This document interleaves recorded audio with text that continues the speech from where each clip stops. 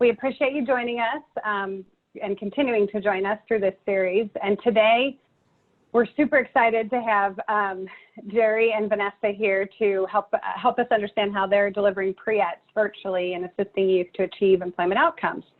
So Jerry Alliston is the Associate Director of the University of Southern, hold on a second, my screen, Southern Mississippi Institute for Disability Studies. He works at a USED like I do, Jeff and I, the Sonoran USED in Mississippi. And then we have one of our very own here in Arizona, Vanessa Zuber, the Director of Employment Services for the United Cerebral Palsy of Southern Arizona at Workability. So without further ado, I will hand it over to Jerry to help us learn today about pre-employment services, transition services virtually. Thanks, Jerry. All right, thank you so much. And so we'll go right into the next slide. So thank y'all so much for having me here today. Like she said, my name is Jerry Alliston. So I am from the great state of Mississippi. So I'll say, hey y'all, hope y'all are doing good today. And so hopefully spread a little bit of our Mississippi personality to you guys, and then kind of share what we're doing, because I think we're all in the same boat, the COVID boat out there, and figuring out, you know, this hit, how are we going to keep providing services? And we all have had to change, or are still in the process of changing how we're doing that.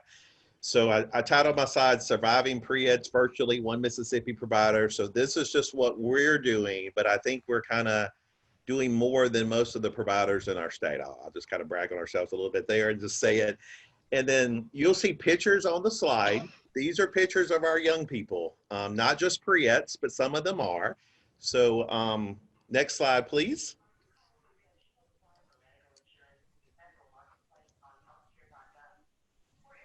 Oh, hang on. There you go. Sorry. Oh, no, okay. So as you said, we're at Institute for Disability Studies. So I'm located in Hattiesburg, Mississippi.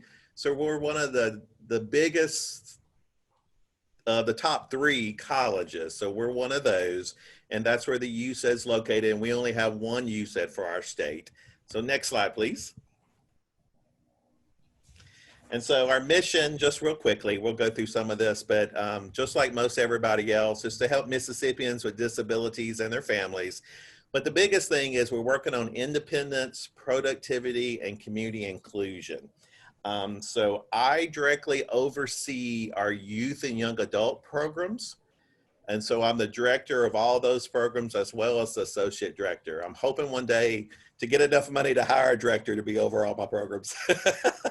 But in the meantime, I'm still loving it. So I was on the front line for years and years and years, and still get to participate in a lot of the services. So next slide, please. So our pre-ETs program, I'm assuming everybody knows what pre-ETs is that's on this call, but just in case, those 5 areas, so job exploration counseling, post-secondary education counseling, workforce readiness training, self-advocacy training, and work-based learning experiences. So we have a program for 3 years called TOTAL, the Transition of Teens to Adult Life, that's funded by our state vocational rehabilitation program. And I'm being very honest, it was new to us. Pre-ETs was new to us, was new to the state. And so the first year was a learning process for everybody. The second year, I think we were kind of getting our stride and really focusing how we do this, from billing to services, and getting everybody on board. In the third year, we had a lovely thing called COVID hit. And so we're all kind of redoing what we were doing. Next slide, please. So I'm gonna briefly go through what we did before COVID, and then talk about how we went virtual. So these are our main services we were providing. We did lots of other things here and there, but we did a weekly, it's called the Bridge program. We helped develop Project Search in our state. We were the first one to have a program, and it was wonderful. We were able to transfer it to Voc Rehab in a local hospital. And then they've now developed like 6 programs around the state. So initially we started the Bridge program to help pinpoint people to go into Project Search. That was just one aspect. And so it turned into a weekly training program from October through May of the school year. And it's based on a bunch of different curriculums. So when we do our programs, and I'll be glad to share that with anybody who'd be interested, but we don't use just one curriculum. We find that there's so much great stuff out there, and there's just and depending on what you're focusing on, because self-advocacy is so much different than work-based readiness training. And so we have a lot of different curriculums we use and a lot of best practice information, and we still try to keep abreast of all the research as well. And so the main thing is we use the word deliverables. So with our program, they kind of left it open-ended, which was nice in some aspects. So there wasn't like a minimum requirement of what we had to submit back, except for doing all the billing processes. So we came up with a listing of what we call deliverables, what we need to get back to the young person, number one, their family, the teacher if they're in the school, and then the voc rehab counselor. So when I say deliverables, I'm referring to like a resume or a person-centered plan, or, you know, it goes on and on and on, any career assessments we did. So we have a listing about, 12 to 20 deliverables, depending on the young person, that we do over the year. It's actually gonna go up. So every 3 months, they get those deliverables sent back to them. And then at the end of the year, we give the final deliverables on a jump drive to everybody involved. So they have them in one location because it's too much to email. Ooh, go back to the previous, there you go. And then we do individualized group trainings in the schools. So we could, you know, if the school wanted to focus on resume development, we could go in and do a 1 or 2 day training on that. So it just depending. Our schools are still learning what pre-ETS is in our state, and every school district is its own kingdom. We got some great ones. We got some that aren't as great. I think every state in the nation's like that, but we got some really good school districts. And so it's a learning process, and just like everything else, people come and go constantly. So we get new transition people we work with every year. As of yesterday, we had a brand new person working with us, so we're having to re-educate them on what we do and how we do it. We do socialization groups. I had applied behavior analysis therapist and a master's level counselor. So we started doing that, and we do it for pre-ETS. We developed an alternative spring break. We're at a university, so it made sense for us to do something on the campus when all the college students are gone. So we started a week-long employment-focused spring break. And then we do a huge summer enrichment academy, which is the main thing I want to talk about. So, and then you'll see here in the picture, actually, I think I was kind of talking on here. We were doing some health education exercises, and then getting people to pat themselves on the back for doing a good job. Next slide, please. So with our Summer Enrichment Academy in our state, nobody was doing any long-term training as far as really getting somebody prepared for employment over a shorter amount of time. People were doing long-term through the school year, or they're doing a 1 or 2 day workshop, maybe even a 3 day. So we developed in the summer and we had our third one. We're actually still in the middle of our third one right now. 2 weeks of intensive training. It's 50 hours of training that cover all 5 aspects of those pre-ETS services, some more than others, of course. And we do a lot of assessment skills, because a lot of times we don't know these young people before they come. Sometimes we do, and that's an advantage, but anybody can come, any type of disability, and we do have a range from somebody with an intellectual disability to somebody with maybe autism who's getting a standard diploma, but has other needs and great abilities in other areas. So it's a wide range of people, so it's individualized as well. We do a mini person-centered plan, and I'll discuss that a little bit more in a few minutes, because we found doing a full person-centered plan is wonderful, and we try to do that when we do more one-on-one, but when you're doing groups, it's kind of hard to do a huge person-centered plan on everybody in a short amount of time. And then we do paid internships, which there really was not many of those happening in our state outside of voc rehab, so that's been a huge selling point. And this is Philip in the picture working at the university. So next slide. So I'll go through some of these a little fast, hopefully not too fast, but just to kind of tell you what we did, because I really want to talk about what we're doing now because of the changes. So we did all these different experiences, job shadowing, so once we got to know the young person during that 2 weeks to find out what they are interested in and helping them determine maybe their career interests as well, it's a combination. We would give them different experiences. We did a lot of job interviewing, working on that, team leadership. Self-advocacy is one of those areas we feel very strongly about. Elevator speeches, introductions, another huge one, and all about applying for a job and much, much more. Not all these young people are wanting to go to work right then, but we're giving them their experience right after this 2 weeks of training. Next slide. So these are just some examples, and this was from the first year, and I could probably triple this list now, but I keep it there to kind of remind us where we were. So we did a lot of our, when we got to the point after 2 weeks of training, we helped them go into an actual internship, paid internship. Most of those were on the campus initially, and since we had a project search on campus, that was an easy transition. But then we really wanted it more in the greater community. So we do very few on campus any longer, and most of them are in the greater community. The picture of the young man there, our Gulf Coast campus, is actually on the beach, which is cool. I don't get to go there very often, but we do a lot of recreation in our institute. So that's one of our kayaks. So we had interns that actually worked in our offices on the coast, and part of it was keeping up with all the equipment. We had beach wheelchairs, things like that. So there was a great learning opportunity for them there. Next slide, please.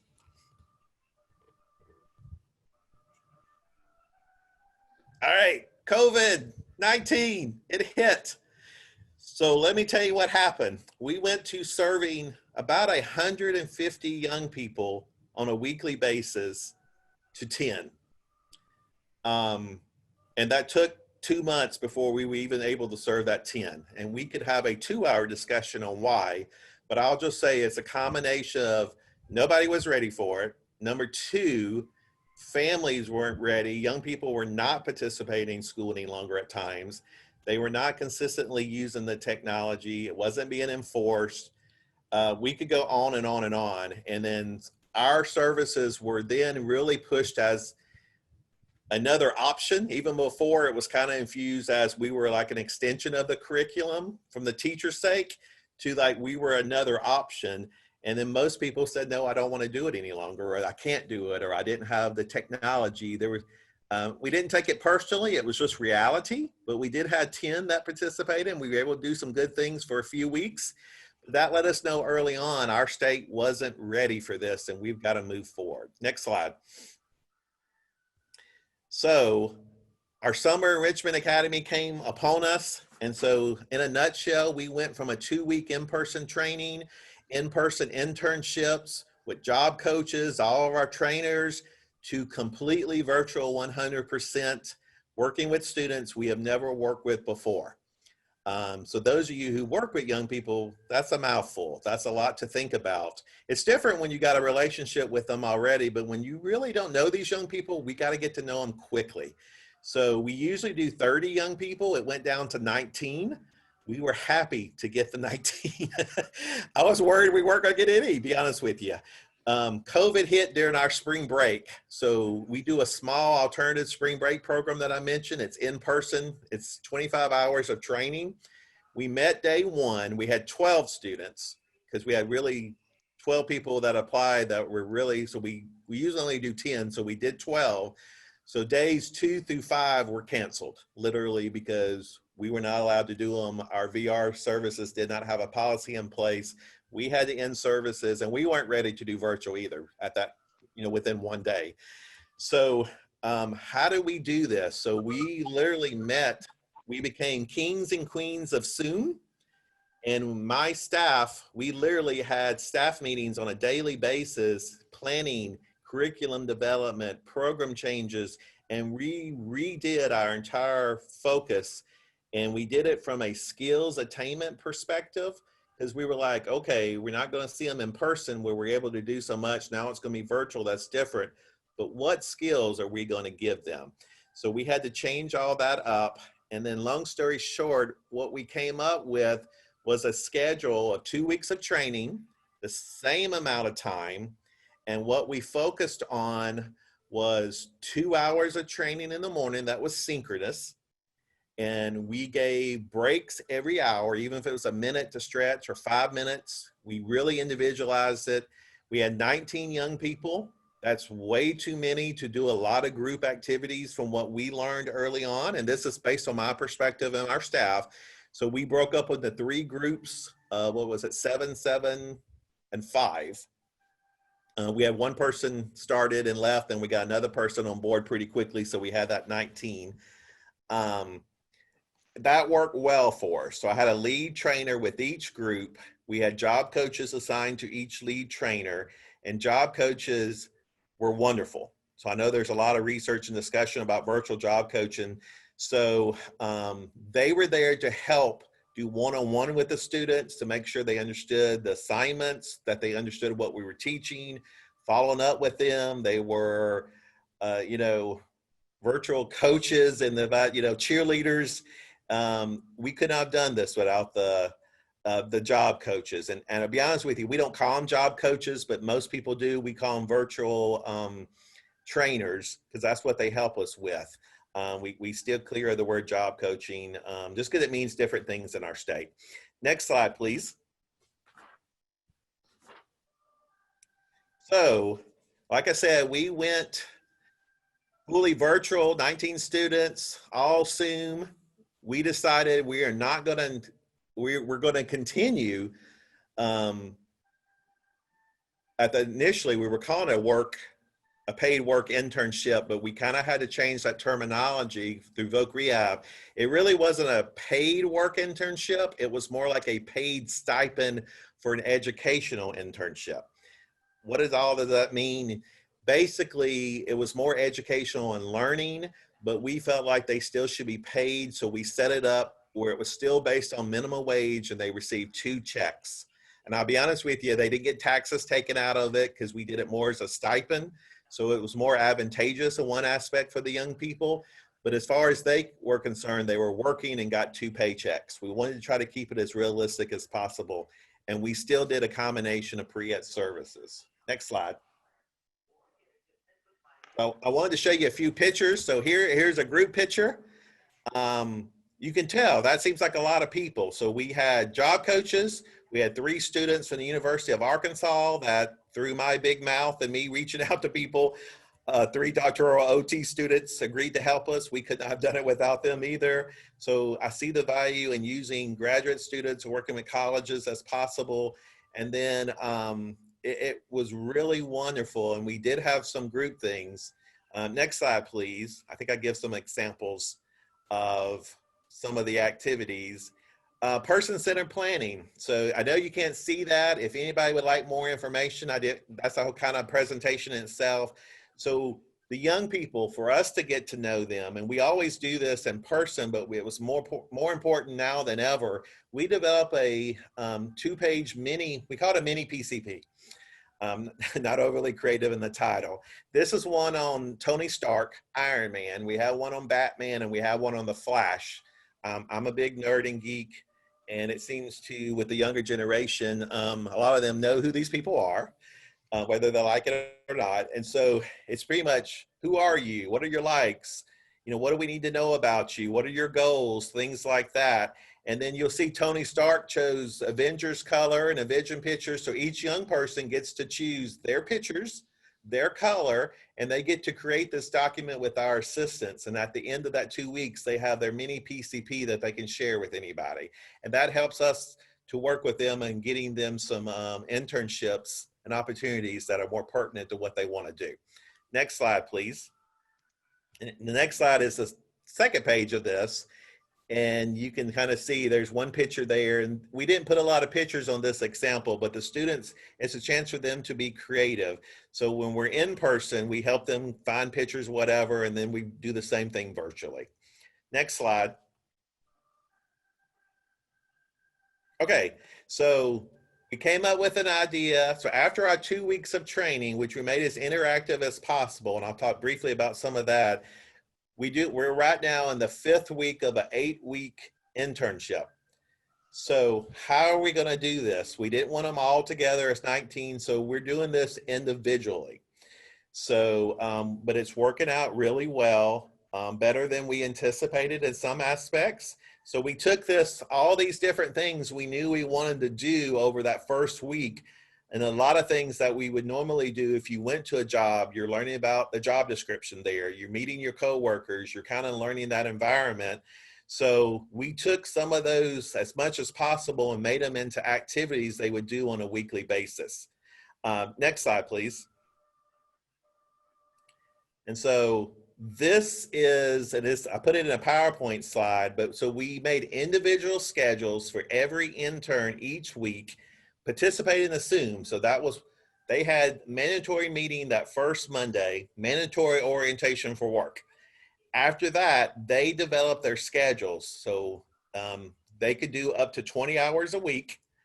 And they decided if they want to do 20 or 16 with our assistance, of course, but they had a total of 84 hours they could do.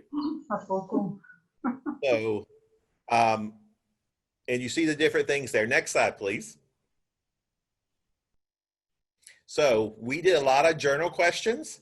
So we do check-ins each week. The job coaches initially checked on them every day they worked, phone call, Zoom call, whatever, email. It depended on the abilities of the young people. And again, we have young people who are getting regular diplomas, who plan to go to college, to young people who have other abilities that are just as wonderful, but they may be getting a certificate of completion and they don't know what they're going to do after high school. So it really was a wide range of abilities. And so some people needed more one-on-one, and that's what the job coaches were able to do. So if we gave them job descriptions based on what they chose, and then we'd ask them, like this one was about financial. We had somebody that wanted to do financial. Next slide, please. And so after they read job descriptions, we gave them videos to watch. So this actual example was for a student that planned to go to college, wanted a degree. And again, it depended on the young people. And so they really were interested in becoming an accountant. So we did more of degree positions and career one-stop. One thing we learned early on is, and we knew about career one-stop, we knew about, was it Dr. Oh, there's a Dr. somebody. There's all these Khan Academy. There's all these videos out there, but I never realized, my team never realized the extent how many videos were out there. So we were able to do, this was just one time, we were able to supply tons of videos about these different types of career areas and get them to really be thinking about it, and then give them journal questions. Next slide, please. So after the 2 weeks, and right now going as we speak, we practice dress for success. So they'll have to dress up. So that's why they're smiling. They're wearing their polos. It depends on what job they were applying for. This was just one group. One person was missing. This was a group of 5. So we really tried to do some interactive things along the way. Next slide, please. And so guest speakers, and I'm briefly going to mention this because my next speaker I'm speaking with is doing some amazing things here.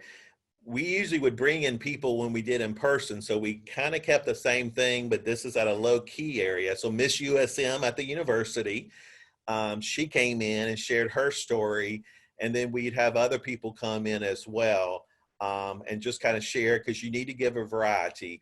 One thing I've always said working with young people, if you feed them, they will come. And that's with everybody. I love to eat myself. But so we always would, over that 2-week period, we fed them, and we get to go to the cafeteria on campus. And that's kind of, some of them don't get that opportunity very much, or it's just a fun opportunity to be around all the college students. Well, we're not able to do that. So we had to do other ways to do that. Next slide, please.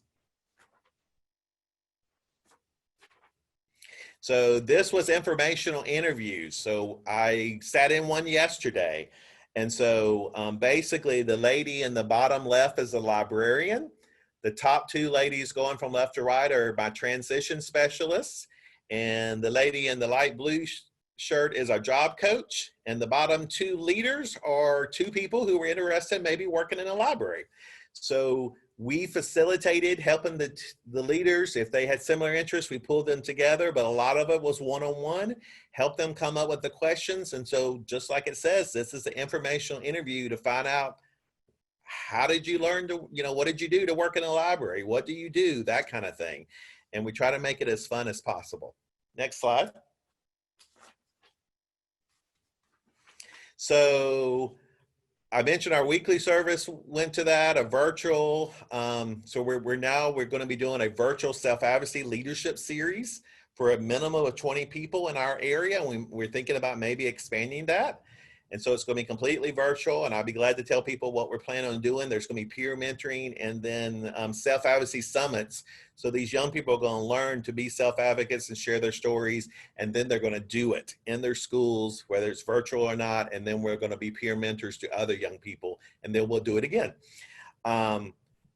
Most of the schools that we serve are going back at this point, but we know that could change. So we're going to plan to do in person and then move to virtual if and when we need to. And then our Summer Enrichment Academy, we really have enjoyed this.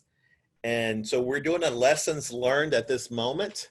And so I was going to talk briefly. Let me see, I'm probably out of time. Oh, I'm already over my time. So I'll just say real quickly, and because I want to give some time for questions. We made everything as interactive as possible, doing interactive where people use their phones. We did scavenger hunts. So we develop all these interactive activities, and one of them is Discord, which was developed for gamers. And long story short, it's like a closed Facebook group. And we developed this for all my for the programs for young people. And we do virtual greet sessions to check on each other. We do scavenger hunts. We do trivia. We watch movies together and we're able to chat. We do Dungeons and Dragons. We do actual board games. My staff, luckily, love me and will do what I ask. And so we have people literally with cameras around a board game, and the young people were able to say, okay, roll the dice. I want to go move forward too, or whatever. And so we're trying to give opportunities. And right now we're evaluating that because we realized we needed to do a bunch, but now people are out and about more than they were. And so we're trying to cut that back some, but we still see a big need for that. So Discord, I highly recommend it. That's a whole presentation into itself, the scavenger hunts and all the different things we're doing. So I'm going to stop there. I believe I have my contact information, and this PowerPoint will be available, but I want to leave a little time for questions. Thank you, Jerry. Vanessa, you're up. Jeff, if you could just advance to Vanessa. There you go. There's that. And then, as I mentioned in the chat box, folks, everything will be on our landing page. The link is in the chat box. Okay, Vanessa, thank you so much, Hello. Jerry. Hi, everybody. My name is Vanessa Zuber, and I am the Director of Employment Services for UCP of Southern Arizona. And go ahead, next slide. I created and developed a little program called Workability, and we have definitely progressed and evolved and grown since 2013. When we started providing services. We started out pretty small.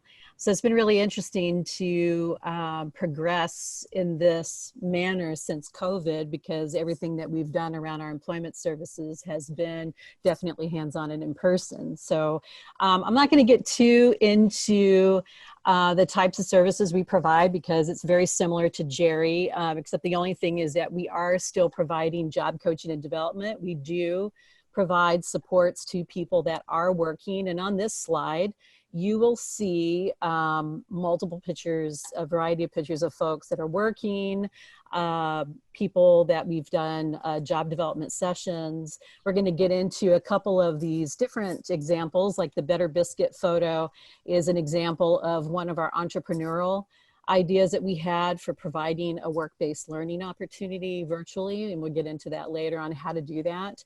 But I want to talk a little bit about why I feel we've been successful, because right now we are providing virtual sessions to over 50 people.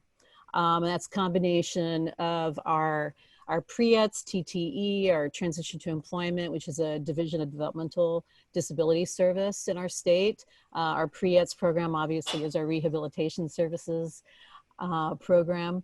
And then we're doing job development sessions, all virtually. So I think the reason why this has been working for us, and I think this is good for providers and maybe transition programs to hear, is that we made the decision early on to operate in a way where our focus is all about supported employment principles. All of our staff are trained in it. We also have a diverse staff. So we hire people with disabilities as some of our coaches and our teachers, because I feel like they have a perspective that us as able-bodied people don't always have, and can provide true advocacy, self-advocacy and determination trainings in a way that I think is much more impactful. So I think that's been pretty cool. We also have developed a lot of relationships in our community. We started from the get-go, 2013, 2014. We started making partnerships with our school districts throughout Pima County, attending all the transition fairs. I became involved as a director. I became involved in the local community of practice. We became members of the Arizona chapter. We also have joined tech councils and business councils, our chamber. I think all those attribute to having successes, and I'll share why that is in a few minutes here when we get to the next slides.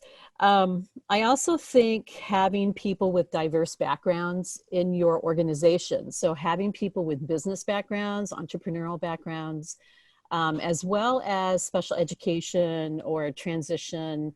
If they were doing transition in high schools or had any of that education, I think that helps when you're developing curriculums. We've definitely have become better at this. I think in the beginning, it was a little, what are we doing? How do we do this? But now that we've had all these experienced people come in, I think that's made a huge difference. Having folks with technology backgrounds, because that's been very useful for us, as we'll get into, because you think about all these different ways in which we are using technology now. You really need to have people that know how to do these things and how to educate other people too on using computers and technology. So, all right. And one last thing too is just networking. You really need to network, hit the pavement. Don't sit back and wait for things to come to you. You have to be the ones to make those connections. So next slide. By the way, as you can tell, I'm in San Diego. I'm sitting outside doing this webinar. So it's, if you see me doing things like this, it's just because there might be a fly or something coming in the middle of our screen. So, so I think, you know, again, our philosophy truly is all about supporting people with disabilities for competitive, integrated, and sustainable work opportunities in Southern Arizona. And so I see lots of really great questions. Maybe we can touch on some of that at the end. Great questions, by the way. Go ahead, next slide. We provide an array of services through Voc Rehab in the Division of Developmental Disabilities. We do discovery, we do job coaching and development, career exploration, supported education. We do a transition to employment program. And then we also do pre-employment transition services, which is what we're gonna sort of focus on today, is more the transition services and how we do it virtually. We have supported over 150 participants into competitive and integrated employment. I really do feel like our transition programs have really supported success. I do feel that that discovery process is very helpful, and we do utilize some of that curriculum in our pre-ETS curriculums. Next slide. Go ahead and next. So traditionally, we've been providing pre-employment transition services on campuses because we had developed the groundwork, the framework from the very get-go. We've been able to develop these relationships with all of our high schools, and we've been providing those modules, those 5 topics on campuses side by side with teachers or paraprofessionals. And we've been working with private schools, charter schools as well. We've been doing it for about 2 years. And so when COVID hit, we had to really we had to really rethink how we were going to do this, especially work-based learning. We had to completely revamp our curriculum. We're still revamping it as we're going. It's not something that just happens overnight. So if you're a provider, don't expect this to be fast. I think that we have to be flexible in how we are moving forward and how we are doing things virtually. So don't get too attached to how quickly things are happening, because it's just taking time. So being patient with yourself in the process is huge, and utilizing all those connections and partnerships also supports better sessions. So next click. So what I'm hoping to get out of my part of the presentation is I'm hoping that you guys can get some insights and ideas, resources from this. Next slide. Okay, so how do we do it? This is the big question. I think that I see questions already coming through about how do we make it robust? I talk about these words because when we all got together and we knew that we had to move virtually, we were like, how do we do this? Like, how do we provide engaging sessions that are interactive? How do we continue to build capacity? Because if we're also going to be getting people jobs, or at least matching people or supporting them on their employment journey, how do we build capacity? Because I don't just think about pre-ETs. Like, I don't just think about the service I'm providing right now. I'm thinking big picture, because the goal is competitive, integrated employment. That is the goal for all of these folks that are doing our program. That is the goal. So I think bigger than that. So we continue to build capacity and network as we are providing our services. Okay, so next click. So this is a picture of one of our sessions that we were doing. We were having each student do presentations. So we do a lot of the things that Jerry was talking about earlier, a lot of similar activities, doing presentations on, who they are, that whole discovery process, what works, what doesn't work, all the typical things I think a lot of us are doing, informational interviews, resumes, how do you fill out jobs? But I think that another large part of this is thinking about, in the beginning, what are we going to use to do this? So for those of you that are completely new, it's like thinking about what platforms to use. And then that led into conversations. Well, then we got to educate people, like etiquette. How do you do a virtual session? So, and it's not just teaching the participants, but we also had to think bigger. We have to teach families how to do it. And we also had to teach our staff how to do it. So we spent a good month and a half basically training people. Next slide.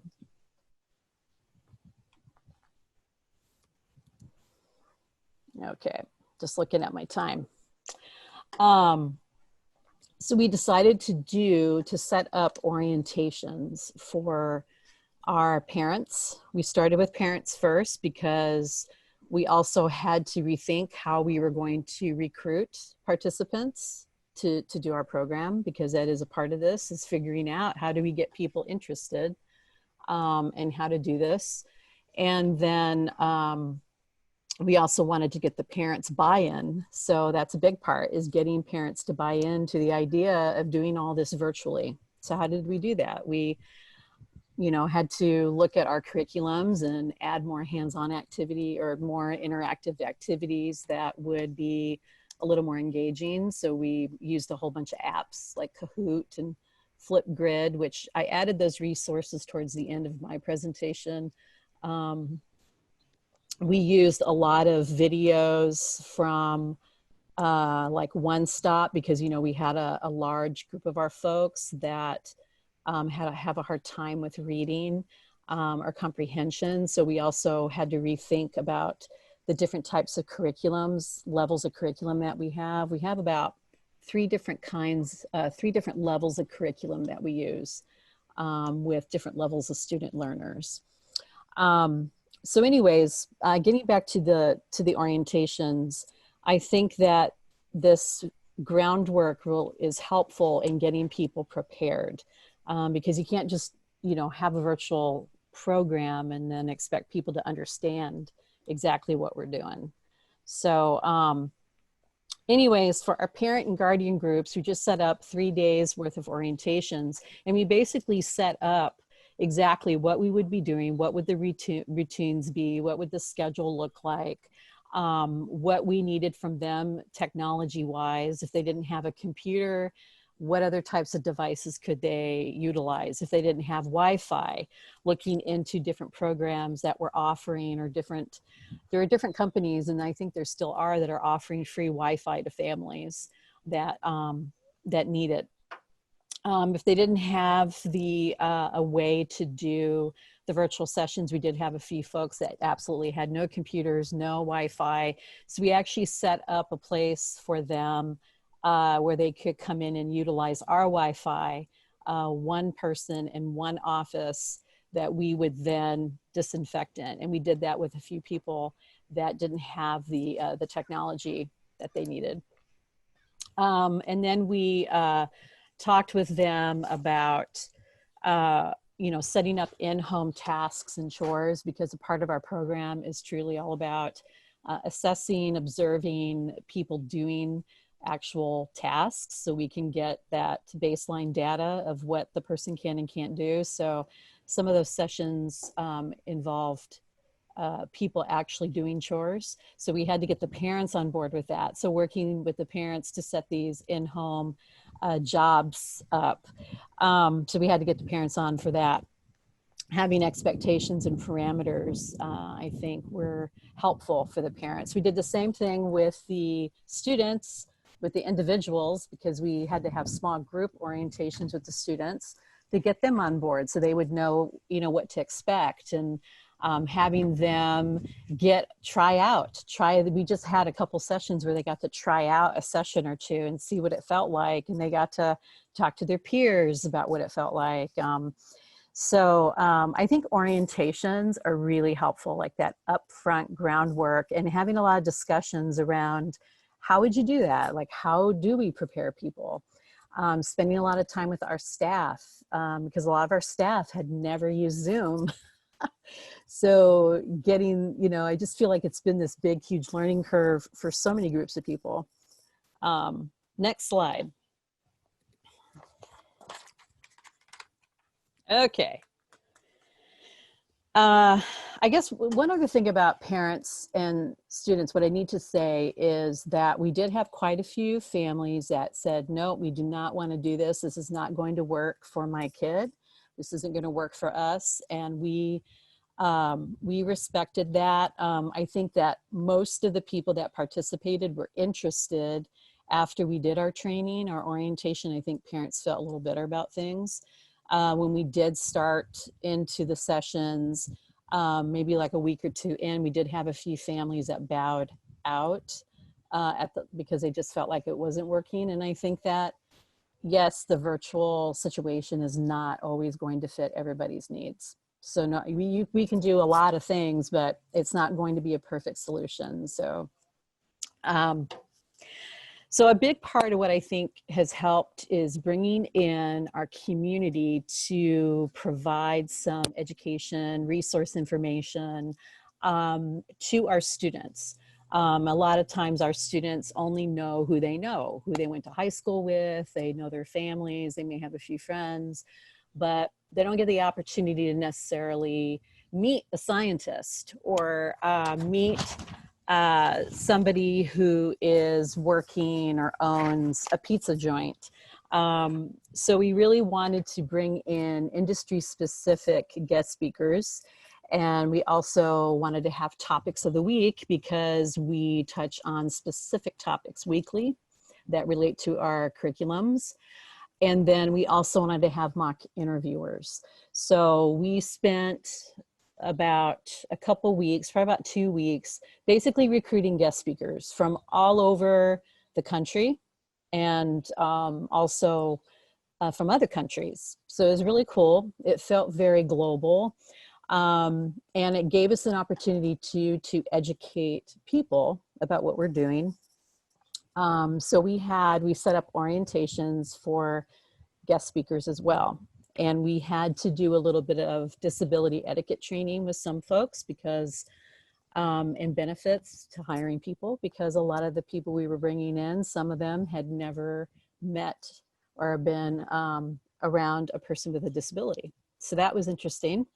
And then we started working out the parameters, having clear expectations, timelines if you're going to be a guest speaker. We developed questionnaires. We had the students participate in adapting some of the questionnaires to meet where their particular group was. They got to choose what questions to ask. Our informational interviews were a little more pointed towards what the person did for their work. And we actually had the people give a tour of where they worked, so the students could learn what they did at their jobs and could meet some of the other folks that work there. And so they got to actually hear from folks that what they did in their jobs. We also brought in people that we have supported in employment. So they got to meet people with disabilities working. So it really made for a much more dynamic session when you bring people in, and then they could all have conversations. Next slide.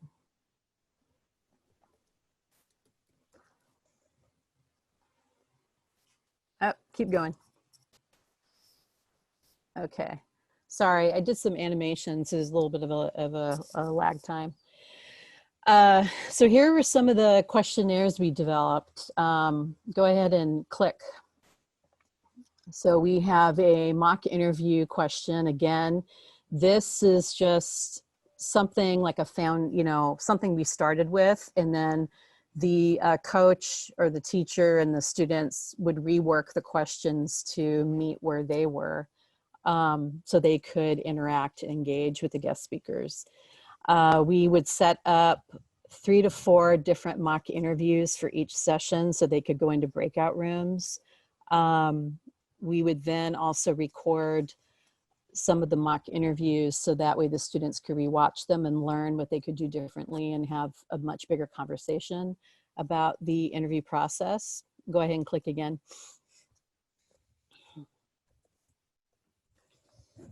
The topics of the week really do get into, our 5 module topics, but in our other transition programs, we also can get into deeper conversations as well. Like one of the questions about, how do you deal with rejection, and how do you deal with people not hiring you? Because I think a lot of our folks experience that, and it's great for them to hear from other people what that looks like. And sometimes our topics range from, resumes to professionalism in the workplace to, how do you fill out an application, et cetera, et cetera. Next, click. Yep, keep going. Keep going. There we go. And then we had our informational questionnaire. So this is getting a little more into what the person does at their jobs. And it really was cool. It was neat to see a lot of our students, the range of interesting questions that they came up with on their own. Even folks who had some issues around communication. Like we had a speaker come in from Guatemala. They manage like a vacation home there, and it was really interesting to see what they asked. Like one of them wanted to know how they were handling COVID in the little village that they were in, and that was really cool. And they got to meet some of the folks that work at the center. So they got to see the volcanoes in the background. It was really interesting. We had some folks come in. We had a scientist from a research center in Idaho. She was talking about neutrinos, and she gave them this awesome tour of this underground facility And then we had people come in from a guy who we supported. He has a job at Walmart, and he gave a little tour what he did at Walmart, and he got to talk to the students about that industry. And then we had Mod Pizza come in. We have a close relationship with them, and several of the GMs got on and gave some really awesome tours. So I think, you know, being creative, thinking outside the box around, you know, utilizing connections you have, and not being afraid to reach out to people to recruit them to help you, I look at it as helping us make it more engaging. Next slide. I also think, Vanessa, very Yes. quickly, we are down to 7 minutes. So I don't know if Okay. you want to keep going or if you want to spin. And if you guys want any questions, I don't know how much more you have left, but just giving you a time check. I have like one more slide that I do want to, I mean, this is all just more information that we've used, but go ahead and go one more slide. Work-based learning. I think thinking outside the box and getting creative about how to get folks engaged in a hands-on activity, I think that's what we're all kind of, I mean, even me, I'm like, God, I want more engagement. I want more interaction. So how do we do that when we're in a virtual world? So I think setting up, like thinking about businesses, how would someone do that? Like creating an online store or putting together faux products to sell and having them market to a group of people, and having them present their products, doing presentations about their products. We've been talking to a lot of employers about having them allow us to come in, because there's several industries that are working, they're not closed, and allowing a couple of students at a time to come in and actually do jobs. I think thinking outside the box in that way really does make it more robust. Next slide.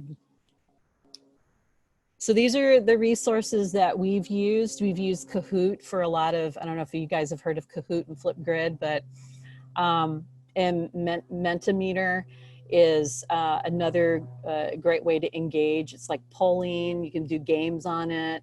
It's very visual, so for folks that maybe can't read, they can still participate. We've also used a lot of work employment videos through ONET and One Stop. ONET's great. Lead Center has a lot of great ideas around the discovery and person-centered types of activities. I would definitely check out the 401 to disclosure. Probably a lot of you already know this. IamDetermined.org has some great resources. JotForm is what we use for our scheduling and surveys when we were trying to get all of our guest speakers organized, but you can use it for a lot of different, you know, making forms, making activities. We use Google Drive, we use Google Meet, Google Classroom for everything. Next slide. Whew. So much information. Okay, well, we're down to 4 minutes, and Okay. I so apologize. This was such great information, and there's Kristen, I don't know, real quickly, I want to give you the option, our vocational rehabilitation administrator. Did you want to add anything? I apologize for the short time. And then there's a couple questions that didn't get answered that I was going to throw out. No, you know what, take the time to answer the questions. I didn't have anything to add other than, you know, we really are encouraging the exploration of virtual service provision to the greatest extent possible. And really that work-based learning opportunity is probably the one where we struggle the most with. How is that going to work? And so, you know, look forward to seeing what types of opportunities are being developed, and then, you know, making sure that, of course, we always have to make sure it's allowable and we can bill and all of that stuff. So, you know, still, but wanting to make sure that folks from a vendor perspective know that we are open to exploring that and really do want to consider the virtual service provision to the greatest extent possible. So great to see these opportunities and know that vendors are looking at various opportunities to explore with our students. So thank you. Thank you both for sharing. Kristen, this probably actually is for you. Somebody asked if we're able to do work-based learning with the current rates. while we're staying at, or did the current rates stay the same while providing virtual services? So at this point, yes, but we are just in the midst of the solicitation period for the new pre-ET contract. So the current rates will continue through the current contract, but we are in the solicitation phase for the next pre-ETS contract.